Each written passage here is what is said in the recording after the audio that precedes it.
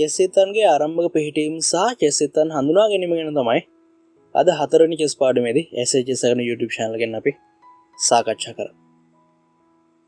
සිංහ චෙස් පාසල් SHS Academy YouTube channel තමයි චෙස් යාළුවෝම ආයුබෝවන් කියලා පිළිගන්නවා. ඉතින් කලින් වීඩියෝ දෙකේදී එහෙම නැත්නම් කලින් වීඩියෝ තුනේදී අපි කතා කරා චෙස් ක්‍රීඩාවේ ඉතිහාසය ඒ වගේම චෙස් පූර්ව සම්බන්ධ මූලික කරුණු කාරණා. ඉතින් චෙස් තරගයක් සෑම විටම ආරම්භ කරන්නේ වර්ල්ඩ් මේ දිස් වෙන ආරම්භක පිහිටීමෙන්. ආරම්භක පිහිටීමේදී සෑම ක්‍රීඩකයෙකුටම ඉත්තන් 16 ගාන හිමි වෙනවා. මේ ඉත්තන් 16ක් ක්‍රීඩකයන් දෙදෙනාටම ලබා දීමේ අරමුණ වෙන්නේ සමාන අවස්ථා ක්‍රීඩකයන් දෙදෙනාටම ලබා දීම.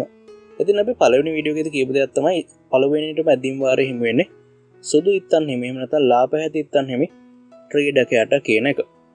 ආරම්භක චෙස් පිහිටීම සකසන එක අපිට ඉතාමත් පහසු දෙයක්. ඒ වගේම අපි නිතරම ආරම්භක චෙස් පිහිටීම සකසද්දී බලන්න ඕන දෙයක් තියෙනවා. ඒක තමයි තමන්ගේ දකුණු අත පැත්තේ මුල්ලේ තියෙන කොටුව ලා පැහැති එහෙම නැත්නම් සුදු පාට කොටුවක්ද කියන එක.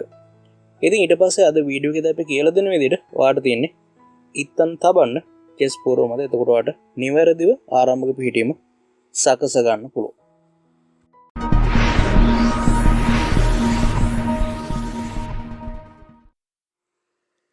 ඉතින් මෙන්න තියෙනවා අපිට ඉත්තන් නොමැති චෙස් පූර්වක්. අපි මුලින්ම බලන්නේ මොකද්ද? ඉත්තන් තියන්න කලින් මුලින්ම බලන්නේ අපේ දකුණු අත පැත්තේ ලා පැහැති කොටුවක් තියනවාද කියලා. ඉතින් සුදු පිළට සාපේක්ෂව වුණ අපිට H1 කොටුව ලා පැහැති කොටුවක් විදිහට හඳුනා ගන්න පුළුවන්. ඒ කියන්නේ අපි නිවැරදිව චෙස් පූර්ව සකසගෙන තියෙන. ඉතින් නිතරම චෙස් තරගයක් ආරම්භ කරන්න කලින් ආරම්භක පිහිටීම සකසද්දී ඔයා මේ දේ බලන්න ඕන. ඒ වගේම තමයි කළු පිළට සාපේක්ෂව බැලුවොත් A8 කොටුව ලා පැහැති කොටුවක්. ඊට පස්සේ තමයි අපි චෙස් පූර්ව මත ඉත්තන් තැබීම ආරම්භ කරන්නේ. ඉතින් මුලින්ම අපි චෙස් පූර්ව මත තබා ගන්න හදන්නේ කළු පිළේ සහ සුදු පිළේ මුළු හතරේ රුක්කරයා කියන ඉත්ත. ඉතින් ඔන්නෝම දැන් ඔයාලට චෙස් පූර්ව මත රුක්කරයා කියන මෙන්න මේ ඉත්ත හතර දෙනා, ඒක කළු පිළේ රුක්කරු දෙදෙනා සහ සුදු පිළේ රුක්කරු දෙදෙනා තියලා පෙන්නන්නම්. ඔන්න අපිට දැන් බලා ගන්න පුළුවන් සුදු පිළේ A1 කොටුවේ වගේම H1 කොටුවේ රුක්කරු දෙදෙනා කියන එක තමයි කළු පිළේ A8 කොටුවේ සහ H8 කොටුවේ කළු පැහැති රුක්කරු දෙදෙනා කියනවා. මේ තමයි අපේ ආරම්භක චෙස් පූර්ව එහෙම නැත්නම් ආරම්භක චෙස් පිහිටීම සකස් කරද්දී පළවෙනිටම තියෙන ඉත්ත වර්ගය. ඉතින් කැමති අනුකූලවකට මේක තියන්න පුළුවන්. ඉතින් ඔයාලට ඉගෙන ගන්න ලේසි වෙනවා මුලින්ම රුක්කරුන්ගෙන් ආරම්භ කරා. මුළු හතරේ වුණ කළු පිළේ සහ සුදු පිළේ රුක්කරු ඉන්නවා. සුදු පිළේ A1 කොටුවේ සහ H1 කොටුවේ තමයි රුක්කරු තියන්නේ ආරම්භක පිහිටීමේදී. කළු පිළේ A8 කොටුවේ සහ H8 කොටුවේ තමයි රුක්කරු තියන්නේ ආරම්භක චෙස් පිහිටීමේදී. ඊළඟට අපි තබන්න හදන්නේ රුක්කරුන්ට ආසන්නයේම B ෆයිල් එකේ සහ G ෆයිල් එකේ නයිට්‍රෝන් කළු පිළේ සහ සුදු පිළේ.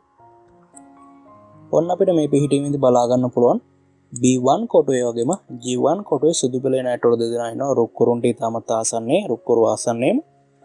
ඒ වගේම කළු පිළේ අපිට බලා ගන්න පුළුවන් B8 කොටුවේ සහ G8 කොටුවේ නයිට්‍රෝන දෙදෙනා කළු පිළේ රුක්කරුන්ට ආසන්නයේ. ඉතින් ඔන්න අපි දැන් චෙස් පූර්ව මත රුක්කරුන් සහ නයිට්‍රෝන තබා ගත්තා. ඉතින් ඔයාලට චෙස් ඉත්තන් හඳුනා ගන්නත් මේක අවස්ථාවක් කරගන්න.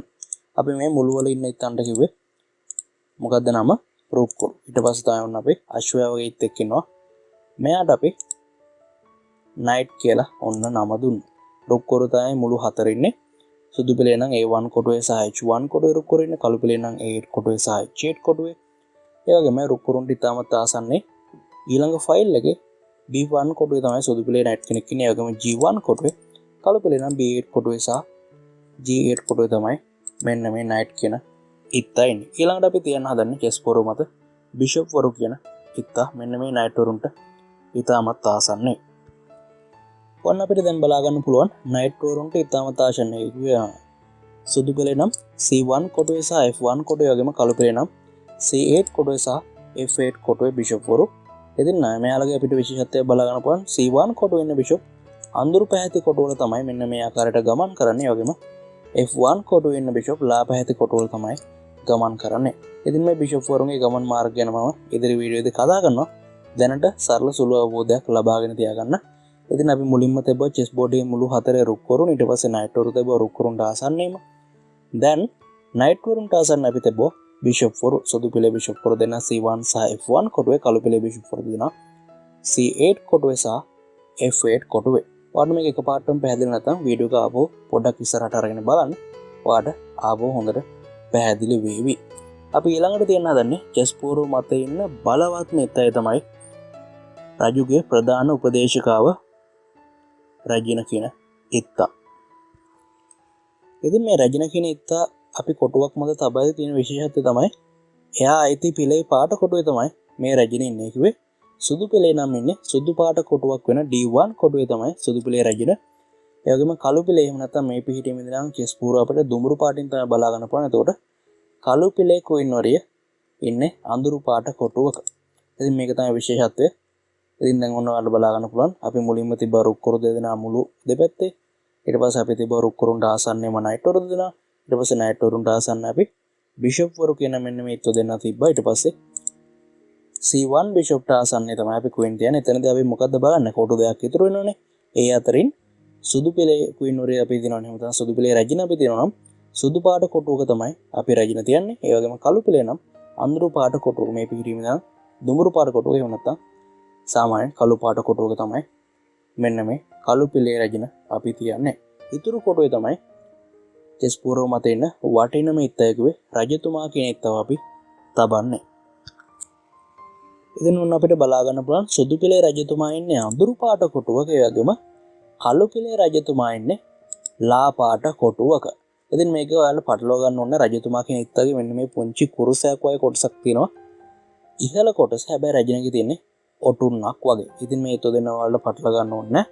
කොහොම හරි අපිට දැන් බලා ගන්න පුළුවන් ඔන්න මූලික ප්‍රධාන ඉත්තන් ටික පළවෙනි රෑන්ක් එකේ සහ 8 වෙනි රෑන්ක් එකේ කළු පිළේ සහ සුදු පිළේ හදලා තිනවා. ඉතින් අපි ආපහු මුලින්ම කතා කරමු කොහොමද මේ ඉත්තු අපි තැබුවේ කියලා. අපි මුලින්ම කරේ රුක්කරු දෙදෙනාව මුළු හතරේ තබාගත සුදු පිළේ සහ කළු පිළේ. ඊට පස්සේ අපි රුක්කරුන්ට ඉතම තාසන්නේ නයිට් වරු දෙදෙනාව තබාගත සුදු පිළේ සහ කළු පිළේ. ඊට පස්සේ නයිට් වරුන්ට ආසන්නේ බිෂප් වරු දෙදෙනාව තබාගත සුදු පිළේ සහ කළු පිළේ. ඊට පස්සේ රජින කියන ඉත්තව තබන්න තමයි අපිට අවස්ථාව ලැබෙන්නේ. මේ රජින කියන ඉත්තගේ උඩ කොටසේ ඔටුන්නක් වගේ තියෙන කුරුසයක් වගේ කොටසක් නැහැ. කුරුසයක් වගේ කොටසක් තියෙන රජතුමා කියන ඉත්තගේ. ඉතින් මෙන්න මේ රජින කියන ඉත්ත සුදු පිළේ නම් තියෙන සුදු පාට කොටුවක එහෙම නැත්නම් ලා පැහැති කොටුවක ඉතින් ඔන්න D1 කොටුවේ අපිට බලා ගන්න පුළුවන් මෙන්න මේ රජින කියන ඉත්ත ලා පැහැති කොටුවක ඉන්නවා. ඊට පස්සේ අපිට බලා ගන්න පුළුවන් කළු පිළේ අඳුරු පැහැති කොටුවක මෙන්න මේ රජින ඉන්නවා D8 කොටුවේ. ඊට පස්සේ ඉතුරු වෙන කොටුවේ තමයි මෙන්න මේ රජතුමා කියන ඉත්ත ඉන්නේ. ඉතින් අපිට බලා ගන්න පුළුවන් සුදු පිළේ සහ කළු පිළේ රජතුමා මේ විදියට ඉන්නවා. E1 කොටුවේ සුදු පිළේ රජතුමා, E8 කොටුවේ කළු පිළේ රජතුමා. ඊට පස්සේ අපිට පේනවා මෙතන දෙවෙනි රෑන්ක් එක සහ 7 වෙනි රෑන්ක් එකේ තියෙන මේ රෑන්ක් දෙක තියෙන්නේ පෝන්නරු 8 දෙනාව තබා ගන්න සුදු පිළේ සහ කළු පිළේ. එතකොට ආරම්භක චෙස් පිහිටීම අපිට ඉතාමත් සාර්ථකව සකසලා අවසන් කරන්න පුළුවන්.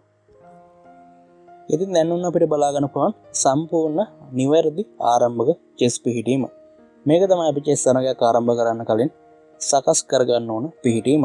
ඉතින් අපි මේ පිහිටීම සකස් කරගත්තේ අපි පළවෙනි පියවරුනේ දකුණු අත පැත්තේ ලා පැහැති කොටුවක් තියනවද කියන බලපු එක. ඉතින් කළු පිළට සාපේක්ෂව දකුණු අත පැත්තේ ලා පැහැති කොටුවක් තියෙනවා. ඒ වගේම සුදු පිළට සාපේක්ෂව දකුණු අත පැත්තේ උන්න ලා පැහැති කොටුවක් තියෙනවා. ඊට පස්සේ අපි චෙස් පූර්වයේ මුළු හතර මත රුක්කරු තබාගත සුදු පිළේ නම් රුක්කරු දෙදෙනා ඉන්නේ A1 කොටුවේ සහ H1 කොටුවේ වගේම කළු පිළේ නම් A8 කොටුවේ සහ H8 කොටුවේ. ඊට පස්සේ අපි නයිට් වරු තැබුවා රුක්කරුන්ට ඉතාමත් ආසන්නේ සුදු පිළේ සහ කළු පිළේ. ඊට පස්සේ අපි නයිට් වරුන්ට ආසන්නේ බිෂප් වරු දෙදෙනාව තබාගත්තා.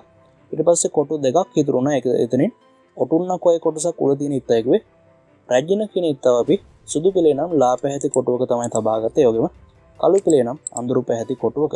ඉතින් මේක මත තියාගත්ත පස්සේ එකයි කොටුව ඉතුරු වෙන්නේ. ඒ කොටුව තමයි රජතුමා ඉන්නේ සුදු පිළේ නම් E1 කොටුවේ කළු පිළේ නම් E8 කොටුවේ.